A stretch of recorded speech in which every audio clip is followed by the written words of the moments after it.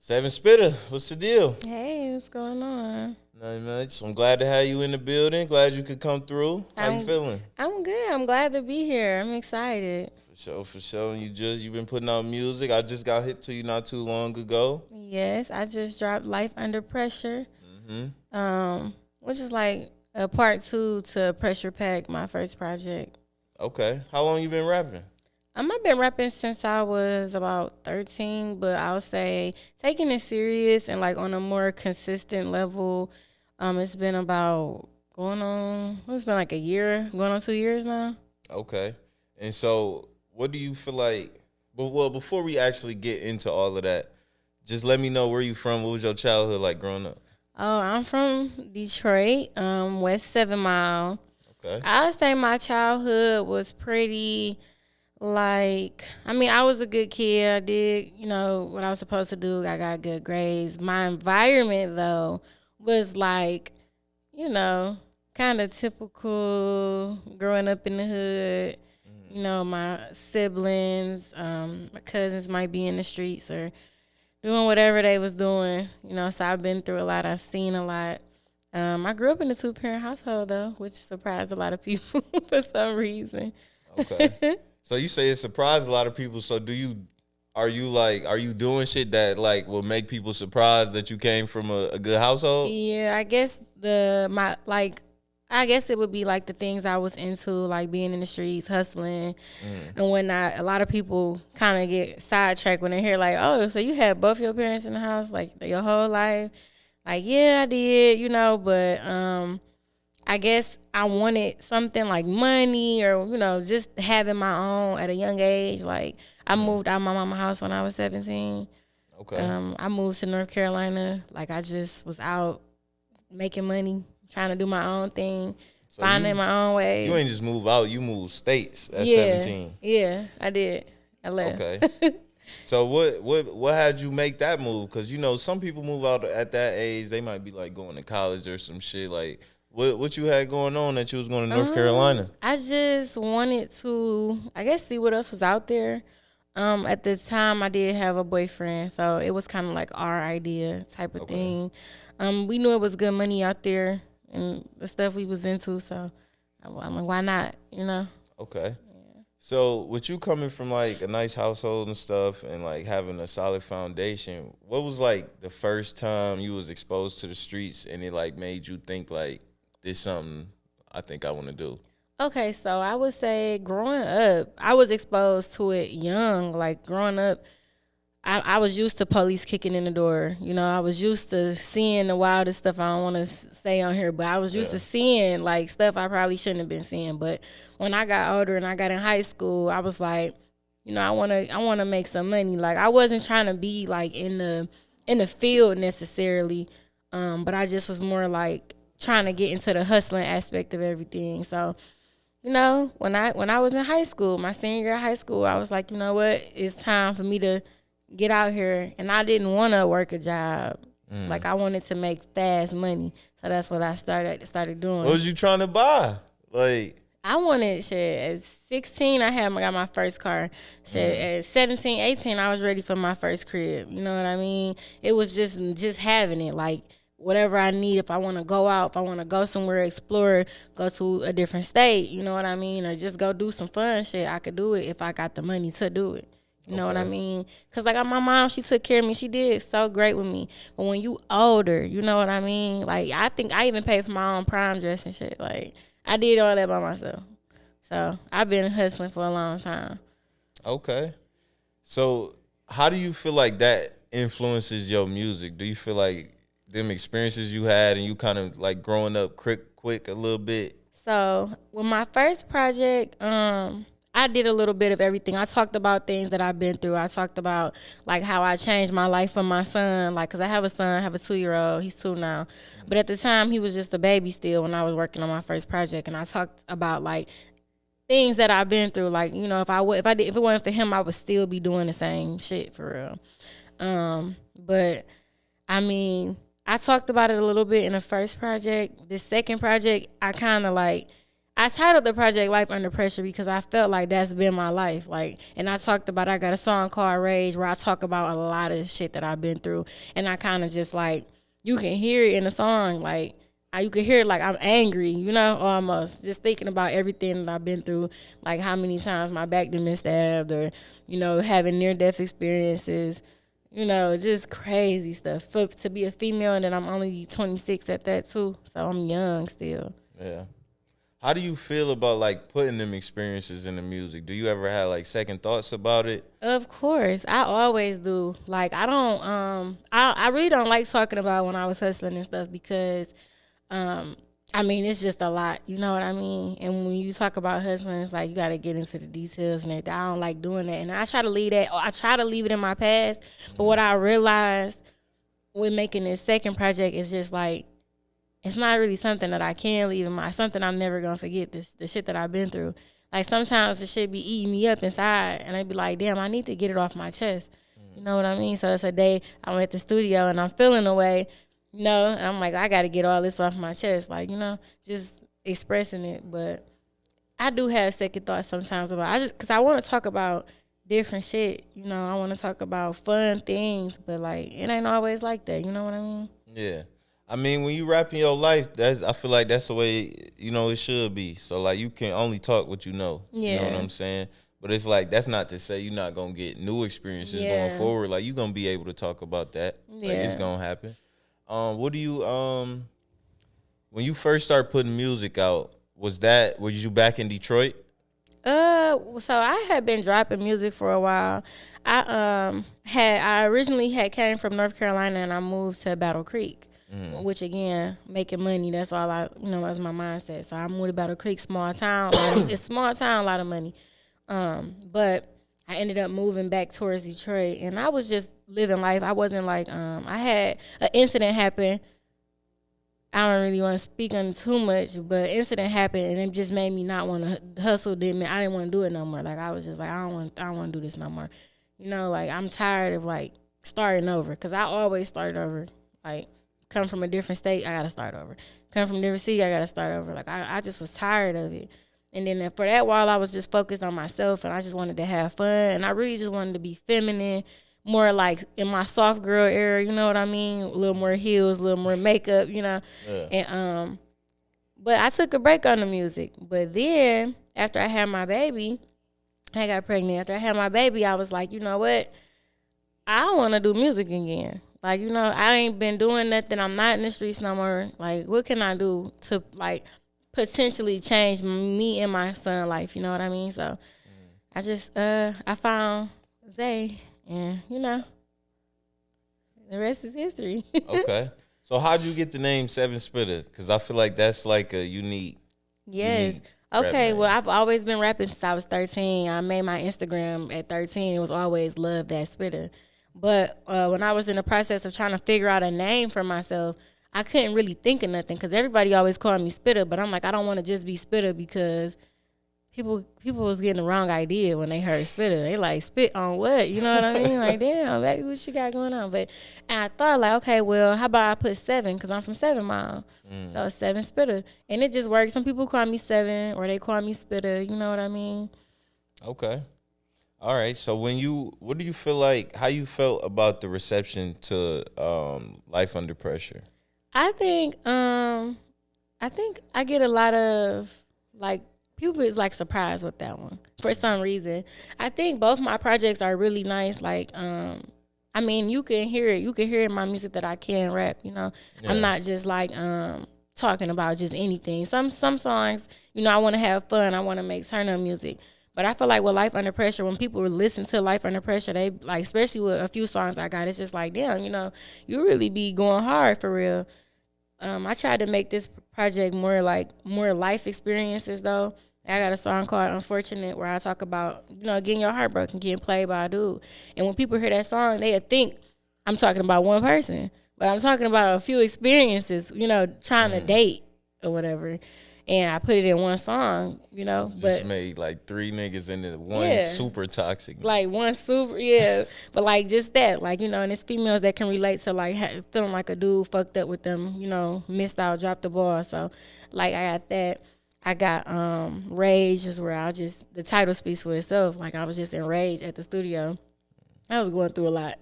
And I got Last, which is like Last of a Dying Breed, which I feel like I am.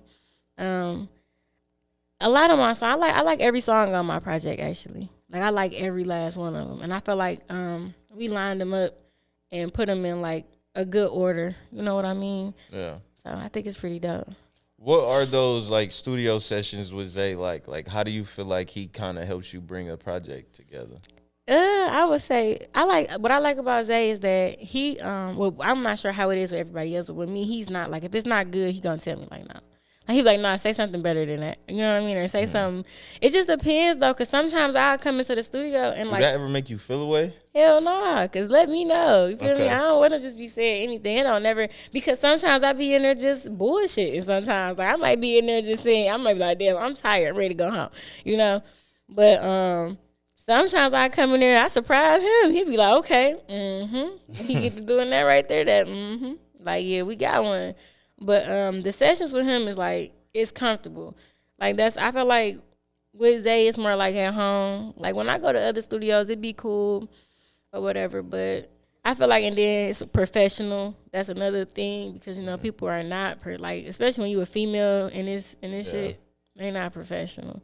Like you know, but I never had like a bad experience with Zay. But the sessions be pretty good. Sometimes I write. Most of the time I just punch in. I feel like punching in is always the best because I can go off how I'm feeling at the moment. You know, when you write something, I might have wrote it one way, but then I might not even have that same energy at the studio when I get there, whatever day I get there. You know what I mean? Yeah. So I like just coming in and just hearing the beat and whatever I hear. Like when I heard the beat for No Makeup, when I heard it, the first thing I said was, "I'm pretty with no makeup." Like, you feel me? And I just kept going because that's how I felt when I heard it. Like, I just felt like that's the vibe. So I go off of the vibe, you know? Okay. So, are you single right now? Yes, I am. You are? Unfortunately, yep. So, how is it dating as, like, a rapper? Like, because that's how you presenting yourself right now. Like, if somebody go on your Instagram, that's what they gonna see. Like, how has that experience been? Well, I haven't really been dating. I've been single for about 5 years, going on 6 years. But I would say sometimes I be like, if I meet somebody and it's not on through social media, or like they don't know I'm a rapper or whatever, like I be kind of shy to tell them I'm a rapper because they don't take us serious. Like guys don't take female rappers serious for real. Because it's like, especially if you got a lot of following or like a lot of attention, which I would say I do have a lot of that. Like guys don't take it serious, and then me going to the studio, you know, I might have a session. You know, I might get there. It might just be a session, but it might be 5 other dudes there. I can't control that, you know. Yeah. So it's a little hard because you gotta have like the trust and everything. But yeah, it's not easy. It's not easy, and then like I said, they don't take us serious. Like they don't take female rappers serious. So do you think it's just like they know you gonna have other dudes just around you a lot, or? I just think it's like a what are they doing type of thing. So like if I'm dating a guy and he's getting up every day, going to go punch his clock, and that's just what he do. He don't have no hobby, nothing else he do besides work and go home. It's probably intimidating because I do shows, I perform, I get on podcasts, I'm out here grinding. You know what I mean? Yeah. I do think it's a little bit of intimidation. You know, if they not had the same type of lifestyle or like just something in common. Yeah. You know what I mean? Like. So would you date a rapper? At first I would have said no. I would have said no just because I never wanted to be the girl dating people in the same field that I'm in. But now I would say because we have something in common, you know? Like, I think I would date a rapper. I definitely would date a rapper for sure. Shit, call them out. No, I'm playing. I wish I could. So have you had a situation where it's like a dude then blew up on you because you in the studio late or something? Yeah, I definitely done had that, like, not believing me or something. Like, I don't feel like I don't want to have to, like, go through great lengths to prove to you that I'm doing what I'm telling you I'm you doing. ain't about to FaceTime in the middle of your verse, like, see? Yeah, because, like, I don't want to have to do all of that. But it has been times, like, I'm trying to get to know a guy or trying to, you know, we trying to make it work. And I got to do it. Like, you lying? You in the fucking studio? Or you I mean, who all up there? Like, it's just, like I said, it's like, guy not comfortable. Like, you know, I'm at the studio. Every shit, most of the things I do, whether it's shooting a video or, like, I'm on your podcast, you're a guy. Yeah. You feel me? You're not a female. So, dude, like, where you know this nigga from? You feel me? You feel me? How you even get this set up?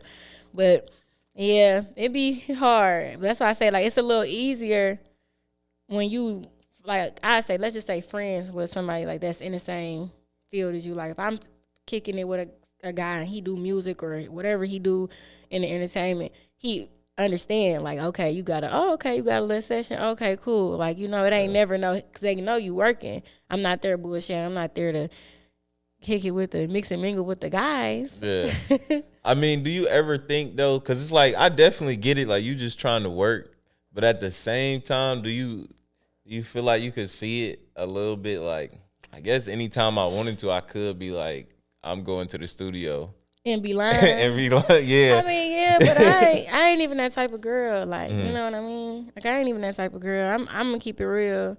That's the thing about me. So, it's definitely possible. Shit, I could lie any day. I can lie about anything. I don't got to say the studio. And for me, that's usually why I'm kind of just trusting, because I mean, if somebody want to lie to me or they want to get off, they gonna do it. You know what I'm saying? Like, I gotta work. It's gonna come out. I gotta come do this pod. Like, I be doing shit. Like, if you gonna have opportunity to go behind me. You know what I'm saying? But I'm just gonna hope not. Like, it's really all you can do. Because if not, you just gonna be stressed out. Yeah, I ain't got time. But once a person make me feel like that, I'm good. I don't even wanna. Yeah. If you got me stressing, first of all, you got me stressing, worrying. I'm not about to deal with that. I got too much other shit going on.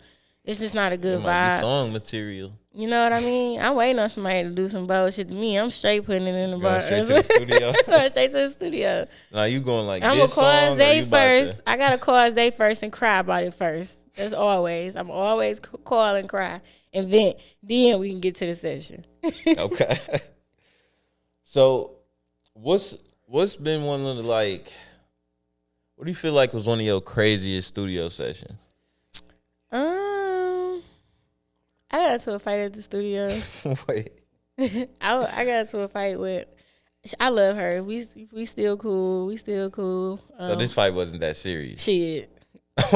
It was serious. It was serious. I woke up, man. I was asleep. It was just I ain't gonna get off into the deep details or whatever, but it was some shady. It was some shadiness going on. Tell me you fought in the studio and then I can't get the details. Well, my homegirl was in there talking about me, but she was off that. You was she was off that drink. She was off that drink, but I just don't think she was thinking too much of it. Like, you know, or maybe she didn't think I was gonna get offended by it, but. Yeah, she was talking about me and that bitch. And I woke up, they like, shit, this supposed to be your friend?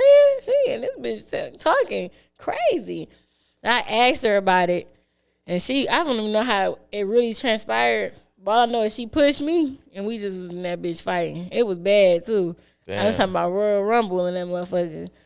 The crazy shit is, the last time I got into a fight, it was my man's. Really? Like, I feel like adults, like, you don't be fighting for real unless you, right. Like, I'm not finna fight you if I don't fuck with you. Man. I ain't gonna lie. Like, I know that might sound crazy, but anybody else, shit, I ain't about to fight you. Nigga, this shit finna be over quick. We cool because I feel like a real woman can own up to their mistakes or own up to where they know they was wrong or probably was out of line. I feel like she did do that. And it wasn't like I'm sorry. My bad. It was a real sincere apology. Like, you know, I wasn't, you know, I've been knowing her for a long time. It's my god sister, but I've been knowing her for a long time, and like, I just knew where her life was at right at that point. So it was like, you know, it was a bad day. It was a bad day to wake me up out of my sleep with that, because I was go But that was probably the craziest session, like.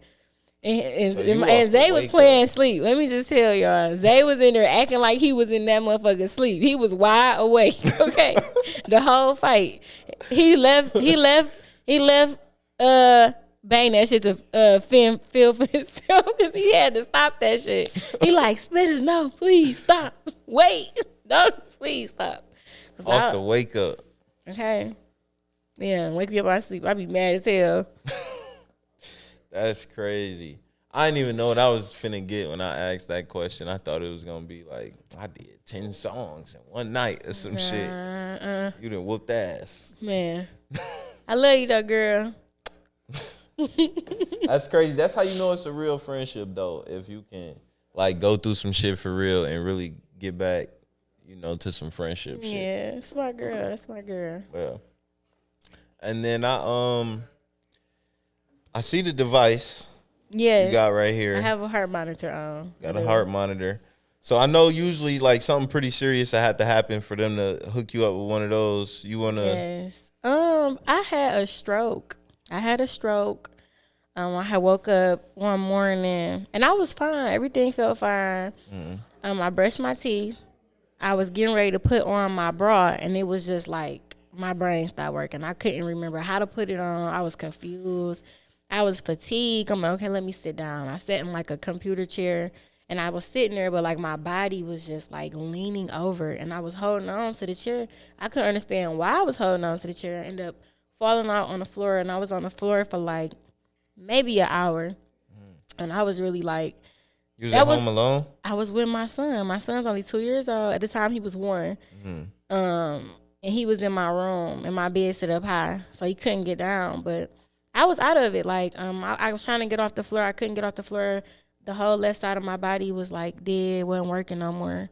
Like I couldn't do anything. And I kind of really was like giving up for real. Like, I remember hearing somebody on TikTok talk about what it felt like to almost die. They were saying like some people think death is painful, but it's a relaxing feeling. Like you would feel like, damn, I just want to take it. You know, maybe I should just take a nap. And that's how I felt. Like I felt like I wanted to just take a nap and just go to sleep. But my son, I could faintly hear his voice, but it was just like the last time he had screamed, mommy, but he did it so loud. I just was like, I got to get up. So I had crawled to the room and got my phone off the bed, like just reached up and grabbed it. I called my mom, but my speech was slurred because I had a stroke, so she couldn't understand nothing I was saying, but she knew because of my speech that I had a stroke. So she rushed to the house and we went to the hospital and everything. Yes, I had a blood clot on my brain, on the right side of my brain, which caused the left side of my body to stop functioning. So that happened. And I've been doing like physical therapy and everything. Just trying to get myself back to 100%. I'm supposed to be really chilling all the time, like not really doing nothing. But even with all this stuff I got going on, like I still perform whenever I get the chance, like 2-3 times a week. Like it don't matter to me. And I do it with the heart monitor on. I make it look good. Yeah, well, first, I just want to say I'm very happy that you're still here with us. Thank you. Because that's like a very serious situation to happen. Yeah. Like I don't know too much about strokes. My great grandmother did have a stroke, and I know about like it took out like one side of her body, and she had a hard time like relearning how to walk. Yeah, you know. But I know it usually happens to people like a lot older. Yeah. Did they like have any idea of like? All right, I actually had a major surgery like a couple weeks prior to that. So with the surgery, one of the risk factors was possibly having like blood clots. But I ended up getting a blood clot on my brain, you know, like in a rare place they really get one. Yeah. And that's kind of like how the stroke happened. But I'm young, but you know, it's hard to sit down when you want to do so much. Cause like taking these breaks, especially with doing music, like right now, I can't take no more breaks. You know what I mean? Like there is no room for that because you can be forgotten about. You know, like with me just being consistent right now, I've seen a lot of growth in even like my social media, my music, like just the people I've come in contact with, people I've met. So like I just want to keep going, and hopefully I'll have this heart monitor off soon. Keep our fingers crossed on that one, and hopefully I don't have another stroke. I do take a lot of medications and everything, just to make sure that I am good. It's just a scary situation. That's why I try to live every day like it's like my last day, because they kind of told me pretty much like, you know, they didn't want to scare me, but they were just telling me like, you know, you had a stroke. It's definitely a chance you'll have another one. It's just not we can't give you a time frame, you know, so that we could do everything we can to try to prevent it, but it's just not likely that you just won't have another one. So I think about that all the time, but that's. I could imagine that's scary to just have hanging over your shoulder. Yes. Where it's like it could happen again anytime. Where before, you know, you just living, you probably ain't thinking about nothing, but you ain't thinking that at all. Yeah. Like that's not even crossing your mind. So yeah, man, I'm very, very happy that you're still here. And we gon' definitely pray we get that heart monitor off soon and everything will be good. But you still performing with the heart monitor? They can't sit you down for nothing. They can't sit me down. Like my mom even was like, you just need to rest. You need to sit down. Cause I have days where I'll be like real fatigued or like weak or something, or like sometimes I have moments where it'd be like I'd be real confused or lost or like, you know, it's like the brain fog. Like yeah, but it'll be like I get a little nervous because like damn, that's how it happened when I had a stroke. So I'd be like, you know, my mom, she like my biggest supporter, like my backbone or whatever. Cause it's just me and my son. He don't have like a dad or nothing in the picture or whatever. So my mom is like my baby daddy. So shout out to my baby daddy. But no, my mama, she really be understanding what I be going through. Like I was telling her, I'm like, Mom, I'm not gonna lie. Like, I'm really scared, you know, like I had like, I could have died, or, you know, I be telling her like I be scared sometimes to have my baby at home with me by myself because I be thinking if it happened again, you know, I just think about the craziest stuff because it could have, you know, it could have just happened. Like if something would have happened, God forbid, I would have died or something, who would have known? Like who would have thought to check on me or my baby? Because nobody would have just thought like, oh, she ain't answer the phone, she must be, you know, how many days or how many hours? Like that thought alone just scared me so bad. So now it's different though. People always calling. If I don't answer, they call again. But if I don't answer, my mama pulling up. Like, you know what I mean? So yeah, always respond. You always get a response from me because of that. That's good. Hope y'all sharing locations and everything. Everything. You gotta get you the Apple Watch. The little Apple Watch. Yeah, they got the thing like it'll like it's not gonna monitor your heart as well as that, but it got like a thing where if you fall, it'll automatically contact your emergency contacts. And okay, shit that's dope. I definitely need to get to that. Yeah, for sure. Yeah, I be telling I'll be telling people to do that all the time if they like in situations where they could fall and things like that. Okay. So that'll be good for sure. So what you been? I know the tape recently came out. It's still fresh, but I know you still been in the studio. What you been working on? So I want to do something a little different. Everything is pressure. I'm pressure. You know, it's always gonna be pressure. It's on me. It's in me. You feel me? But I want to do something for the female. I want to do something for the bitches. So, I think what I'm gonna do. So my next project is gonna be FTB for the bitches, and it's just gonna be strictly female features. Okay. I'm gonna have some singers on there, some rappers y'all may know, some y'all may not know. It's gonna be real good. I'm not gonna drop no names, like, but y'all will see though. Y'all will see. It's gonna be something nice, something y'all can dance to, something females can turn up to. Summertime coming, so we definitely need something a little more of a vibe. You know what I mean? Okay. What's something you feel like people wouldn't know about you if they just follow you on Instagram or listen to your music? Nobody would know that I'm a full-time college student. I graduate next month. That's what's up. Congratulations. And I maintain that 4.0. Okay. I maintain a 4.0. Let me tell you about me. I don't F around. 4.0 is crazy. Yes. I don't F around. I don't F around. Even when I was in the hospital, I was doing my schoolwork. Like, you know what I mean? So I don't play. And I graduate next month. I'm so happy. I think I'm going to go back to get my associates. Also, I can cook my ass off. Okay. And I really have an old soul. Nobody would know that just from social media. You know what I mean? Like, nobody would know none of that, actually. And I got my shit together. Like, I really got my shit together, for real. A lot of females my age is just now getting their shit together. Some of them ain't even got, you know. But like I said, I started off young at 17 years old, I'm like, I want to have my own everything, you know. Sometimes I be wishing like I would have waited a little longer to, like, you know, move out my mama house and all that. But I'm happy I did because it made me a real strong woman.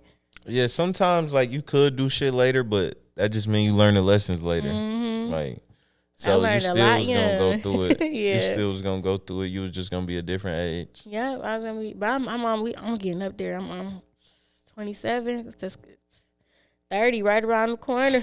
Nah, it's a couple corners. It's shit. A couple corners. You good? I was just 18. Shit.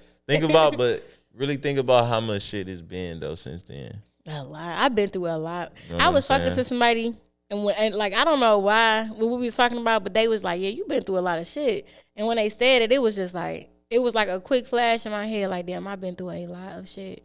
I've been through so much shit. I think I'm gonna write a book about it." Literally, because my life is crazy. My life is life under pressure, I swear. Like, that shit really means something. Like, it's not just like a title. Like, you know, I said something in one of my songs. I said, I'm living like I'm Celie. All my life I had to fight. Like, for real. But I meant that shit, because that's just what it is, though. Like, I want to just have, like, the best moments and good moments. Like, recently, my cousin just got killed, actually. Like a week or 2 weeks ago, a week and a half ago, something like that. And it's just like, damn, you know, something else, you know. And one thing I do struggle with is grief. Like, I'm still grieving losing my other cousin and losing one of my close friends. And then I lost my other cousin recently. So, like, you know what I mean? It's just like, it's always something. Yeah. I just want to have a moment to just be able to, like, breathe. I feel like you're in, like, a constant grief. Like, it's just like, that's just what it feel like. I don't know how to deal with grief. Like, I think about it. It hit me at random times. You know, like, it's the first time I actually really cried over my cousin Will passing away. It was like almost a few years ago. It was like 3 months after he died. Where I really had a chance to, like, grieve about it. You know, but I still go through it, like, all the time. So it's just, I don't know how to deal with that type of stuff. But my life is my life. It's just my life under pressure. You know what I mean? Do you feel like music helps you deal a little bit? Definitely. Even I got a song called My Time. I talked about losing my cousin. And I just talked about shit that I had lost a friend. Me and one of my other friends. We ain't not friends no more, but it's all love. You know what I mean? It's just that the bond is not there. But I had to fight one of my friends. And, you know, I just talked about a lot of shit that I've been through. Like, you know, I even... Like, on this project I talked about, I didn't really talk about it. I made a brief comment on it, like, speaking about, like, shit, I had a baby with a nigga, but I'm not stuck with the nigga. You know what I mean? Like, life, like, I have real shit going on. You know, I can't just make just music just to make music sometimes. You know, sometimes I really got to let my soul bleed, as they say on that motherfucker. Sometimes you got to let your soul bleed on that motherfucker. And I do. I'm good at doing that. How would you describe your, like, style of rap, your style of music? I don't even know for real. Like, I think when people hear that I rap, they automatically think Sexy Red or like City Girl, you know what I'm saying, or even Glorilla. They don't think like fucking female Blade Icewood. You get what I'm saying, or some shit like that. Like, they not thinking I'm actually like, people be hearing me like, damn, you be really talking about some shit. Like, you be really like somebody told me like, you a female rapper that you can rap shit that niggas will listen to. Yeah. Like, niggas will play your music, your beats hard, like that's a your tough lyrics hard. To be in, yeah, too. It is a tough pocket to be in because people are always surprised. When I just performed at the Almighty Fest we just had, I looked at the people's faces while I was rapping, and motherfuckers was just looking like, okay, damn, wow, she really talking about some shit, and you can hear me. Yeah. So, I put a lot of passion into this shit, you know, and it's gonna get better with time. I just gotta find my way, you know, like my way of like getting my fan base or my target audience, you know what I mean? So that's my goal right now. Okay. All right, if it was somebody who like never heard any of your music and you finna get them hip, you gotta send one song. What's the first song you sending to them? I'm sending No Makeup. Okay. And I'm sending it. And I thought you was gonna ask me who would I send it to. Who you sending it to? Maybe not the right time, but it would be Skilla Baby. We did just get that news that Skilla Baby was shot, so we definitely gonna put the prayers up. Hopefully, hoping that he okay, man. But okay. I say this, and anytime somebody asks me, I want to do some music with Skilla Baby. I like Skilla Baby, like, and I feel like I feel like what I like about him is that he kind of like drafted his little sound to like. You feel it's his old shit was all like the Detroit vibe, but now he kind of like on the female wave, women empowerment shit, and I feel like that's good because we could do a little bit of both. You know what I mean? I think Skilla Baby hard. Okay. Well, shit. As soon as you get better, bro, hit the studio, get in there with 7Spittah, make a banger. I can see it happening. Okay. I can see it happening. But shit, man.